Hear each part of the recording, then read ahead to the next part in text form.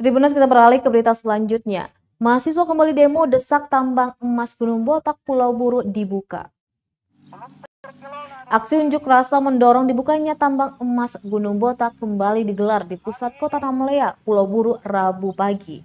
Kali ini seruan untuk mengaktifkan lagi tambang emas yang telah ditutup itu datang dari sejumlah mahasiswa yang mengatasnamakan Barisan Oposisi Mahasiswa atau BOM. Dalam aksinya di Jalan Simpang 5 itu, pendemo membawa sejumlah poster dan berorasi secara bergantian.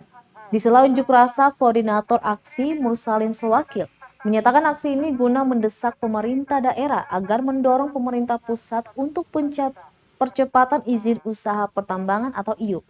Menurutnya dibukanya Gunung Botak akan berdampak positif terhadap pendapatan daerah, serta turut memulihkan kondisi ekonomi warga di sekitar kawasan pertambangan.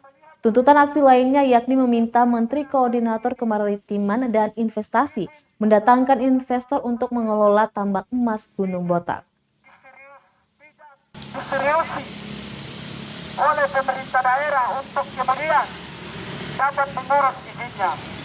Maka mengingat karena Bapak Menteri Koordinator Bidang Kemaritiman dan Investasi sekarang sedang berada di Provinsi dan Investasi Bapak Luhut Bin Sarpanjaitan, dapat langsung berkunjung ke Kabupaten Buru untuk melihat secara langsung potensi yang ada pada potensi tambang emas yang ada pada Gunung Botak, dan kami meminta dengan tegas, dengan hormat, dengan sangat agar Bapak Menteri Bidang Kemaritiman dan Investasi Bapak Luhut Bin Sarpanjaitan dapat mengatur sesegera mungkin ataupun mengupayakan komunikasi untuk kemudian dapat mempercepat izin usaha pertambangan Gunung Botak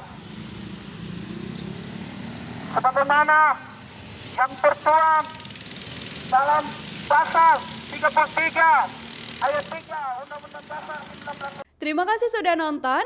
Jangan lupa like, subscribe, dan share ya.